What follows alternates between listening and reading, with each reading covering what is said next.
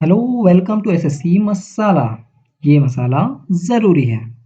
CGL 2020 का exam अगस्त 2021 में conduct हुआ था और इसमें फिजिक्स के पूरे 22 क्वेश्चंस पूछे गए थे, जिन्हें हम आगे डिस्कस करेंगे। तो चलिए स्टार्ट करते हैं।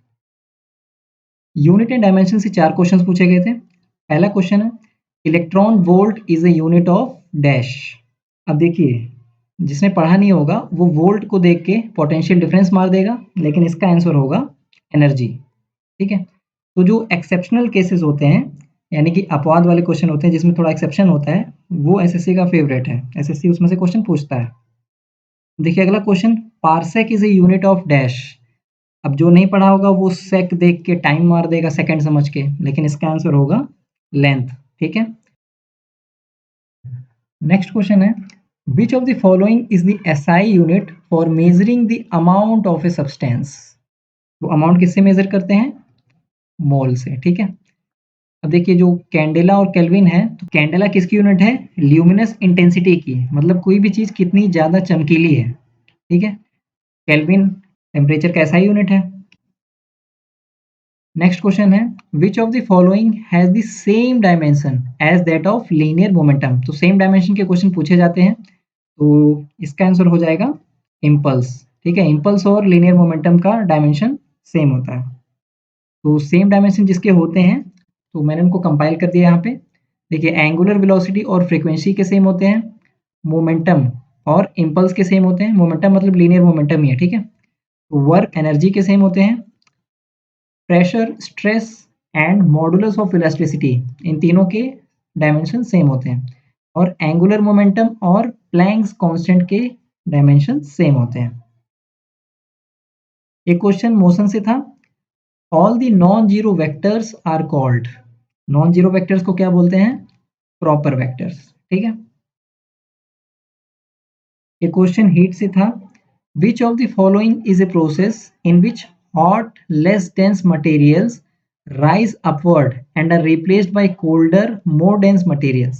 तो इसका एक एग्जांपल जैसे कि होता है, जो गर्म हवा होती है वो ऊपर की तरफ जाती है और ठंडी हवा उसकी जगह ले लेती है। ठीक है। तो इस प्रोसेस को क्या बोलते हैं? कन्वेक्शन बोलते हैं। ठीक है। एक क्वेश्चन प्रेशर से था, with what do you divide thrust in a liquid to obtain the value of pressure. तो प्रेशर का फॉर्मूला क्या होता है? फोर्स अपॉन एरिया होता है ना। थ्रस्ट का मतलब भी फोर्स ही होता है, तो थ्रस्ट अपॉन एरिया होता है, तो एरिया से डिवाइड करते हैं, वही तो पूछ रहा है, तो एरिया आंसर हो जाएगा। दो क्वेश्चन वेव से पूछे गए थे। For a wave, wavelength divided by the time period is equal to, इसका आंसर हो जाएगा वेव वेलोसिटी। अगर ये क्वेश्चन नहीं भी आता है आपको, मतलब नहीं पढ़ा हुआ, तब भी आप कर सकते हैं। देखिए वेवलेंथ डिस्टेंस जैसा है, ठीक है, और टाइम तो टाइम है, तो speed equal to distance upon time होता है ना। तो स्पीड जैसा चारों ऑप्शन में वेलोसिटी है, वेव वेलोसिटी, तो वही आंसर हो जाएगा। नेक्स्ट क्वेश्चन देखिए, विच of the following statement is correct. देखिए फ्रीक्वेंसी, पहला ऑप्शन है, frequency of A wave is the number of oscillations of each constituent particles in the vibrating medium पर मिनट। तो देखिए फ्रीक्वेंसी नंबर ऑफ ऑसिलेशन पर second होता है ना, इसमें पर मिनट दिया है, तो ये गलत हो गया। अगला ऑप्शन है, the minimum distance between two points in a wave having the same phase at a particular instant of time is called wavelength. ये तो सही है, तो यही हमारा आंसर हो जाएगा। ठीक है। बाकी दो ऑप्शंस भी देख लेते हैं। If the constituents of the medium oscillate perpendicular to the direction of wave propagation we call the wave a longitudinal wave. तो ये गलत हो गया ना, क्योंकि जो परपेंडिकुलर मूव करती है उसको हम ट्रांसवर्स वेव बोलते हैं। ठीक है। चौथा ऑप्शन क्या है, if the constituents of the medium oscillate along the direction of the wave propagation, तो उसको लॉन्गिट्यूडिनल वेव बोलते हैं। तो मतलब लॉन्गिट्यूडिनल और ट्रांसवर्स वेव का जो डेफिनेशन है वो उल्टा दे रखा है, तो इसलिए ये दोनों गलत हैं। ये हिंदी में है। देखिए वर्ग से क्वेश्चन था, what is represented by the product of force with displacement in the direction of force. देखिए फोर्स इनटू डिस्प्लेसमेंट क्या होता है?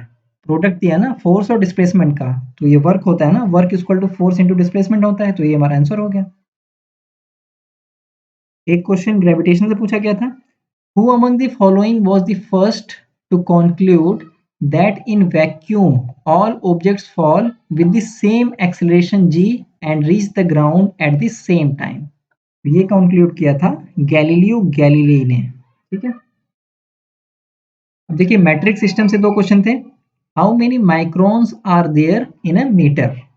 अब देखिए माइक्रो का जो प्रीफिक्स होता है, माइक्रो का मतलब होता है 10 की पावर -6।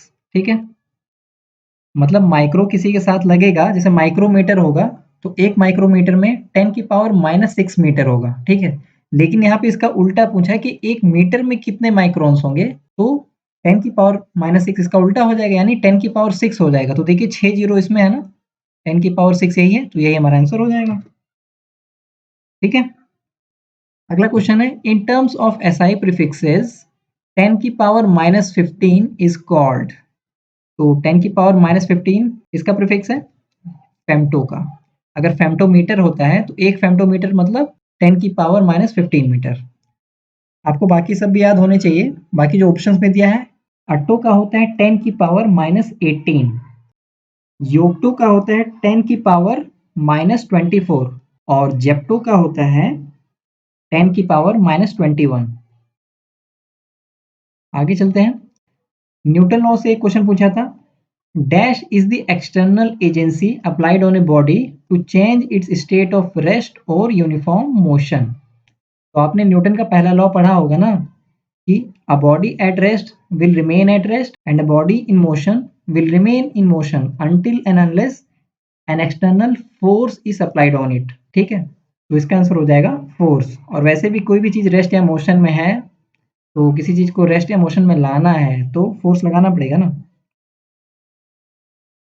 करंट इलेक्ट्रिसिटी से 4 क्वेश्चन पूछे गए थे। क्वेश्चन देखिए, अ fuse protects an electric circuit from, तो देखिए इंड्यूसिंग करंट, ये गलत हो गया। ओवरलोडिंग, तो यही हमारा आंसर हो जाएगा, क्योंकि जब ओवरलोड होता है तो फ्यूज सर्किट ब्रेक कर देता है और हमारे इलेक्ट्रिकल अप्लायंसेस बच जाते हैं। Next question, coulomb per second is equivalent to, तो चार्ज पर सेकेंड क्या होता है, करंट होता है ना, तो करंट की यूनिट एम्पियर भी होती है, तो ये हमारा आंसर हो जाएगा एम्पियर। वीबर पर सेकेंड इज इक्विवेलेंट टू, तो देखिए वीबर जो है ये मैग्नेटिक फ्लक्स की यूनिट है। तो जो अगर साइंस के स्टूडेंट्स हैं तो उनको पता होगा। तो कुछ क्वेश्चंस हार्ड पूछ लेता है जो सब लोग ना कर पाए, बट ठीक है ऐसे क्वेश्चन कम ही होते हैं। तो इसका आंसर हो जाएगा वोल्ट। नेक्स्ट क्वेश्चन है, which of the following statements is correct?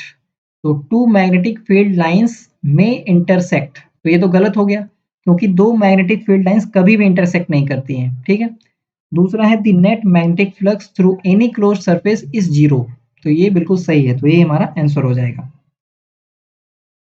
अब देखिए मिसलेनियस के 4 क्वेश्चन पूछे थे। क्वेश्चन है, which of the following is a characteristic of conservative force? देखिए पहला ऑप्शन है, work done by it in A round trip is not zero, तो ये तो गलत हो गया, क्योंकि कोई भी राउंड ट्रिप होगा, एक जगह से घूम के दोबारा वहीं वापस आ गया तो वर्क डन जीरो हो जाता है, क्योंकि डिस्प्लेसमेंट जीरो हो जाता है। ठीक है, एनर्जी, दूसरा ऑप्शन है energy is dissipated as heat energy, तो ये भी गलत हो गया, क्योंकि कंजर्वेटिव फोर्स है ना, तो सिस्टम से कुछ भी बाहर नहीं जाएगा। ठीक है, work done by it depends upon the path, तो ये भी गलत है। वर्क डन जो है वो पाथ पे डिपेंड नहीं करता है, क्योंकि आप कितना भी डिस्टेंस ट्रेवल कर लें और वापस वहीं पर आ जाएं तो वर्क डन जीरो हो जाता है, क्योंकि वर्क डन डिस्प्लेसमेंट पे मैटर करता है, पाथ पे डिपेंड नहीं करता है। ठीक है, चौथा ऑप्शन है, work done by it is completely recoverable, तो कंजर्वेटिव फोर्स है तो रिकवरेबल होगा ही, तो यही हमारा आंसर हो जाएगा। ठीक है, नेक्स्ट क्वेश्चन है, in medicine dash is a device such as a small metal plate or needle that carries electricity from an instrument to a patient for treatment or surgery, तो इसका आंसर हो जाएगा N electrode. Next question है, which phenomenon deals with the scattering of light by molecules of medium when they are excited to vibrational energy levels? ये कौन सा phenomenon है? ये है रमन इफेक्ट।